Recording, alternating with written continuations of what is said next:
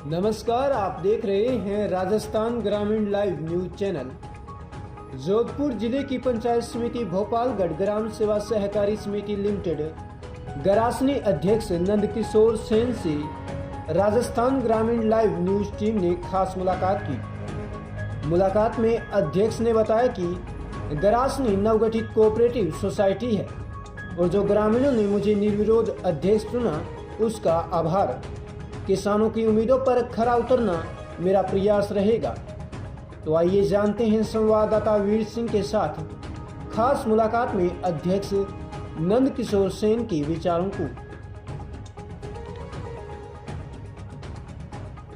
नमस्कार, आप देख रहे हो राजस्थान लाइव। मैं आपके साथ संवाददाता वीर सिंह। तो आज हम पहुंच चुके हैं दी ग्राम सेवा सहकारी समिति गरासनी पंचायत समिति भोपालगढ़ जिला जोधपुर।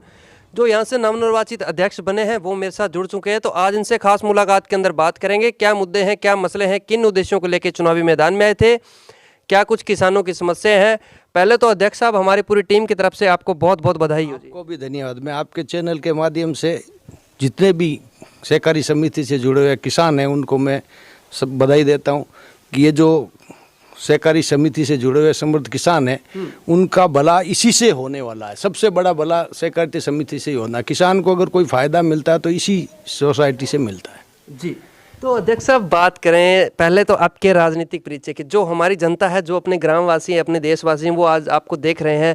सबसे पहले तो वो आपसे जानना चाहते हैं आपका राजनीतिक परिचय। राजनीति में कितने टाइम से हो? सर, मेरे पिताजी भी कांग्रेस में थे, मैं भी कांग्रेस में हूँ। 2000 में मैंने एक बार उप सरपंच का चुनाव लड़ा था, उसमें मैं विजय रहा था।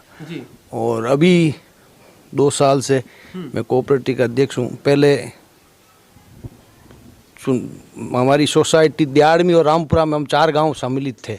1962 में वहाँ का गठन हुआ था और ये हमारे गांव के सरपंच बने रामदयाल जी जाखड़, रामनारायण रामदयाल जी जाखड़। उन्होंने अथक प्रयास किए थे कि दियाड़मी से अलग होकर अपनी हमारी जो ग्राम पंचायत 1995 में अलग हो गई थी, लेकिन समिति अलग नहीं हुई। सरपंच बने थे, ये 5वें सरपंच है जिन्होंने अपने कार्यकाल में ये काम करा है। मैं उनको बहुत बहुत धन्यवाद देता हूँ कि इन्होंने अपने प्रयास से। और हमारे एक गांव के कोऑपरेटिव में बड़े अधिकारी है रविंद्र सिंह जी राजपुरोहित, उनका भी बहुत सहयोग रहा। प्रशासन का बहुत तगड़ा सहयोग है। मैं प्रशासन को बहुत बहुत धन्यवाद देता हूँ आपके चैनल के माध्यम से, जिन्होंने हमें बहुत कोऑपरेट किया था। तो हम वहाँ 62 से जुड़े हुए थे। तो 95 में हमारी ग्राम पंचायत अलग हुई। एक्चुअली वो होना तो उसी वक्त था, अगर कोई अच्छे कार्यकर्ता होते तो उसी वक्त करवा लेते, लेकिन किसी के जिसके भाग्य में लिखा होता वो करवाते हैं, जिसके द्वारा इसका गठन होना वो करवा सकते हैं। तो ये हमारे जाखड़ परिवार अभी जो सरपंच बने हैं रामनारायण रामदयाल जी जाखड़, उन्होंने प्रयास किए तो ये सोसाइटी यहाँ गठन हुआ। तो हम इसके लिए बहुत धन्यवाद देते हैं, सरकार को भी धन्यवाद देते हैं और प्रशासन को भी धन्यवाद देते हैं।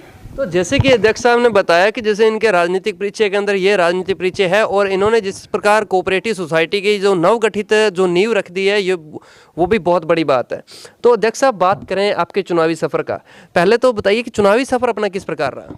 सर, चुनावी सफ़र बहुत शांतिपूर्ण रहा था। जब हमने दियाड़मी से अलग हुई थी हमारी सोसाइटी, तब एक नॉर्मल निर्वाचन होता है।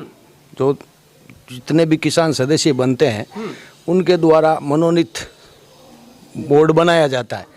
उसमें मेरे को प्रथम अध्यक्ष के रूप में निर्विरोध निर्वाचित किया था। उसके लिए मैं मेरे समस्त किसान भाइयों को, मेरे गरासनी ग्राम सेवा सहकारी समिति से जुड़े हुए जितने भी समृद्ध किसान हैं, उन सबको मैं धन्यवाद देता हूँ कि उन्होंने मुझे पहली बार वहाँ अध्यक्ष बनाया। फिर इलेक्शन हुआ था अभी सितंबर में भी मेरे को हमारे किसानों ने मेरे ऊपर भरोसा किया कि भाई काम करेगा और काम करेंगे। इसमें मैं उनकी बातों पे और उनके विश्वास पे खरा उतरने की पूरी कोशिश करूंगा। हमारी सोसाइटी का नवगठन हुआ है, यहाँ भी भवन निर्माण करवाना है, गोदाम निर्माण करवाना है।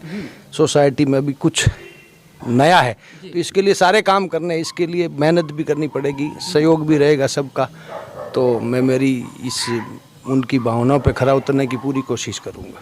जी, तो जैसे कि बात करें, जो अध्यक्ष साहब को है एक निर्विरोध अध्यक्ष बना दिया गया है और आज अध्यक्ष साहब बात करें अपनी समिति के अंदर जो अब सबसे बड़ी समस्या आ रही है किसानों को, क्या समस्या आ रही है? पहले तो इसके बारे में बताइए। जो आज आपके किसान हैं वो भी आपको देख रहे हैं, सबसे बड़ी किसानों की क्या समस्या लगी जिसकी वजह से आपको चुनावी मैदान में आना पड़ा? और आपने ये सोचा अगर हमें यहाँ से अध्यक्ष बनाते हैं सबसे पहले इस समस्या का समाधान करेंगे, तो ऐसी कोई समस्या? सर हमारे गांव में खाद बीज दवाई इनकी बहुत समस्या रहती थी। हम जब दिहाड़ में जाते तो मिलता था, वहाँ आसोब में भी मिलता, लेकिन एक जब अपने खुद का गांव में अगर इसका संचालन हो तो हमारे किसानों को सर्वाधिक फायदा मिले। खाद का भी समस्या बहुत इफको की बहुत टाइट रहती है, लेकिन मैं ये सोचता हूँ और मुझे विश्वास भी है कि हमारे गांव के लिए ये समस्या मैं नहीं रहने दूंगा। क्या बात है। तो जो अध्यक्ष साहब ने बताया जो सबसे बड़ी समस्या आ रही है वो किसान को यूरिया खाद बीज की और इसकी ज़्यादा आ रही है।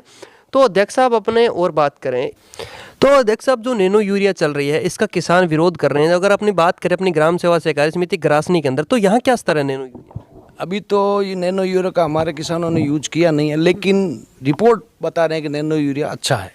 ऐसी कोई बात नहीं है कि जो एक तो 20-25 रुपये सस्ता है, एक बैग उठाने की जरूरत नहीं, 1 लीटर में काम हो जाता है। किसान को ये ईजी है, लेकिन उसके छिड़काव में थोड़ी किसानों को समस्या आती है, उसके लिए उसको खर्च करना पड़ता है पैसे। और प्रोडक्ट अच्छा है, इफको था तो कोई भी प्रोडक्ट बहुत अच्छा है, बहुत अच्छा है। तो अध्यक्ष साहब बात करें अगर अपने एक और समस्या आ रही है जो अपने किसान का बीमा तो कर लिया जाता है नियमों के अनुसार। हम जब जाके समिति के व्यवस्थापकों से मिलते हैं तो उनका कहना है कि ये बैंक वाले हमारे को बोलते हैं कि आप किसान का बीमा करो। किसान का बीमा हो जाता है, किसान का एक फसल बीमा हो जाता है, एक जीवन बीमा हो जाता है, मृत्यु बीमा जिसे कहते हैं, कि उन बीमों का बीमा पैसे तो काट लिए जाते हैं। जब किसान को मुआवजे की बात आती है उस टाइम किसान को दर दर भटकना पड़ता है और मुआवजा भी नहीं मिलता। मुआवजा बहुत कम परसेंटेज में मिलता है। ये एक बड़ी समस्या है सर। ऐसी स्थिति है जब तहसील स्तर पर किसानों ने अपने फसल का बीमा कराया, रबी हो खरीफ हो कोई भी फसल हो, तो उसका समान दर से किसानों को फसल का बीमा मिलता है। जैसे एक आरआई सर्कल है उसमें 80% खराबा हो चुका है, दूसरे आरआई सर्कल में 25% ही है, तो बीमा का प्रीमियम तो एक 25% वाले का वो भी लग गया और हमारे वाले इधर का भी 85% वाले का भी वो लगा। तो मैं ये सोचता हूँ कि बीमा कंपनियों को इस चीज़ को ध्यान में रखना चाहिए कि किसान के लिए सब एक है, उनके लिए सारे किसान एक है, तो उनको समान दर से बीमा का जो क्लेम है वो वितरण करना चाहिए। क्या बात है। तो ये हमारे साथ अध्यक्ष साहब थे। अध्यक्ष साहब अगर अपने और समस्या की बात करें, समिति के दायरों की अगर समस्या की बात चलें तो समस्या तो खत्म होने वाली है ही नहीं, और समिति के अंदर समस्याएं बहुत सी आ रही हैं और काफ़ी का समस्या का समाधान भी हो रहा है और काफ़ी चल भी रही है। तो अध्यक्ष साहब एक और समस्या है अगर बात की जाए, जो आप आज आपको ऋणी किसान देख रहे हैं वो भी आपसे कहीं ना कहीं उम्मीद लगा के बैठे कि हमारे अध्यक्ष बन जाएंगे उसके बाद में हमें भी कोई ऋणी की श्रेणी में लेके आ जाएगा।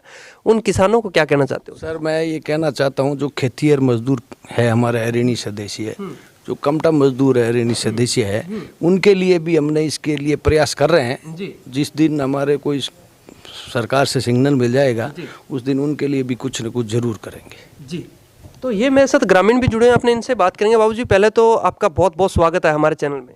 हाँ सर जी, पहले तो आपका जी आपका भी स्वागत है। जी शुक्रिया। तो बाबूजी पहले बात करें आपका परिचय का, अपना शुभ नाम?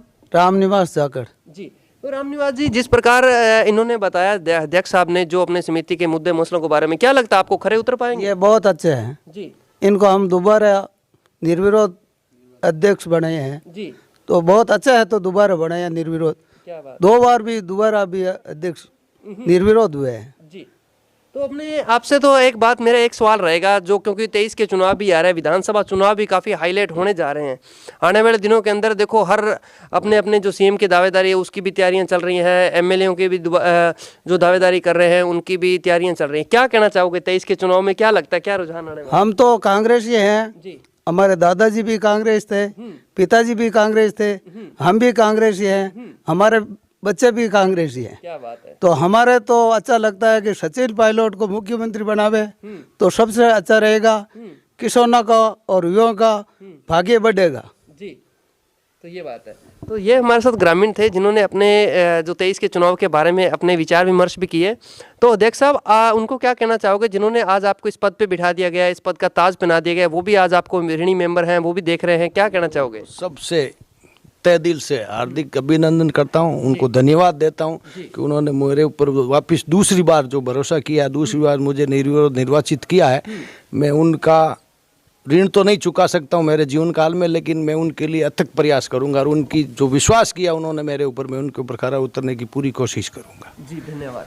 तो ये थे हमारे साथ ग्राम सेवा सहकारी समिति ग्रासनी के नवनिर्वाचित अध्यक्ष, जिन्होंने अपनी ग्राम सेवा सहकारी समिति के मुद्दे मसलों के बारे में अवगत करवाया। अध्यक्ष साहब, आपने भी 10 मिनट टाइम दिया, आपका भी बहुत बहुत शुक्रिया। आपको भी बहुत बहुत धन्यवाद। आपके द्वारा जो ये रिकॉर्डिंग किया जा रहा है ये पूरे राजस्थान में चलेगा। मैं सभी राजस्थान के किसान भाइयों से भी यही कहना चाहता हूँ कि वापस कांग्रेस की सरकार ही बनाए। तो ये थे हमारे साथ अध्यक्ष साहब, जिन्होंने अपनी ग्राम सेवा सहकारी समिति के मुद्दे मसलों के बारे में अवगत करवाया।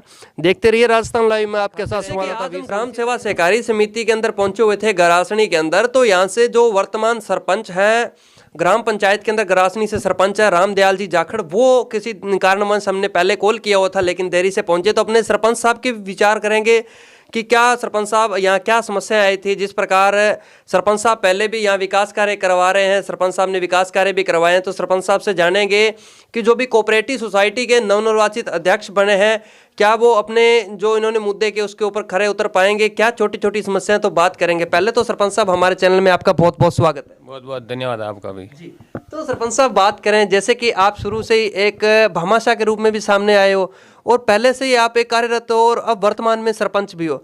आपने अगर बात किया जाए ग्राम सेवा सहकारी समिति की, तो जैसे कि ग्रामीण भी हमें बता रहे हैं कि देखो सरपंच साहब का, हमारे जो गांव के और भी भामाशाह, उनके सहयोग से जो आज एक कोऑपरेटिव सोसाइटी का नवनिर्वाचित कोऑपरेटिव सोसाइटी यहाँ बना दी गई है। तो जो छोटी छोटी समस्याएं आ रही है उसके ऊपर तो आप पहले से ही खरा उतर रहे हो कि आप विकास कार्य में भी लगे हुए हो। जो अपने अध्यक्ष बने, क्या लगता है आपको खरे उतर पाएंगे? जी बिल्कुल खरे उतरेंगे जी। तो अगर बात की जाए किसानों को छोटी मोटी समस्या है तो क्या आ रही है आपके हिसाब से? पहले तो बहुत समस्या आ रही है सर। खाद के लिए दिहाड़ में 5 किलोमीटर जाना पड़ता था। हर के पास में साधन भी नहीं है, वो भी एक्स्ट्रा खर्चा लगता था। हमारे गांव में सेवा उपलब्ध हो जाए, खाद है, बीज है, हर प्रकार के किसानों को फायदा मिलेगा। जी। तो बात करें सरपंच साहब, जो अपने नंद किशोर जी जो वर्तमान अध्यक्ष बन गए हैं, तो इनकी चुनावी प्रक्रिया किस प्रकार रही? आप भी चुनावी प्रक्रिया के अंदर शामिल ही थे, क्या कहना चाहोगे इसके ऊपर? हम सभी सम्मिलित है। पहले भी निर्विरोध पूरा वार्ड निर्विरोध हो गया, अध्यक्ष निर्विरोध हो गया। दूसरी बार चुनावी प्रक्रिया हुई तो भी सभी ने निर्विरोध घोषित कर दिया है। जी। तो सरपंच साहब अगर अपने बात कर लेते हैं, आप एक ग्राम पंचायत के वर्तमान सरपंच हो, जो बात आ जाती है शिक्षा की, तो अपने ग्राम पंचायत के अंदर शिक्षा का क्या स्तर है? शिक्षा का स्तर अच्छा है अभी, ठीक है। स्कूल में भी है 2-4 अच्छा, स्टाफ भी अच्छा है। अभी बच्चों की अलग हो गई, पहले 5वीं तक थी, अभी हमारे प्रयास से कर्मोदय कर 8वीं करवा दिया। लड़कियों की अलग है और 12वीं में भी ठीक है। तो सरपंच साहब आज आपको युवा भी देख रहे हैं जिन्होंने आपको जिताने के अंदर अहम भूमिका भी रखी थी। हमने आपके चुनावी सफर के अंदर भी देखा था, जब आपके चुनाव हो रहे थे 2 साल पहले, उस टाइम युवाओं ने बहुत बढ़ चढ़ के भाग लिया। तो युवाओं के लिए, जो अपने विद्यार्थी जीवन के अंदर छात्र हैं, छात्राएं हैं, उनके लिए कोई खेल मैदान वगैरह? खेल मैदान का चल रहा है सर। गोविंदपुरा में तो बना दिया, थोड़ा छोटा था। अब गरासनी में अभी सेक्शन होने वाला है। जमीन तो 5 बीघा अलॉट हो गई। खेल मैदान का काम महीना भर में स्टार्ट हो जाएगा। जी। तो ये थे मेरे साथ सरपंच साहब, जिन्होंने अपनी ग्राम पंचायत के बारे में विकास कार्यों के अंदर भी चर्चा की और जो किसानों की समस्या है उसके ऊपर भी चर्चा की। तो सरपंच साहब आपने भी हमें 10 मिनट टाइम दिया, आपका भी बहुत बहुत शुक्रिया। बहुत बहुत आपका भी धन्यवाद, आप आए, इंटरव्यू लिया, बहुत बहुत धन्यवाद। जी। जय हिंद, जय भारत। देखते रहिए राजस्थान लाइव में आपके साथ संवाददाता वीर सिंह। इसी तरह हम आपको दिखाते रहेंगे, मिलाते रहेंगे नए नए सरपंचों के साथ, नए नए अध्यक्षों के साथ। बने रहिए हमारे साथ। जय हिंद, जय भारत।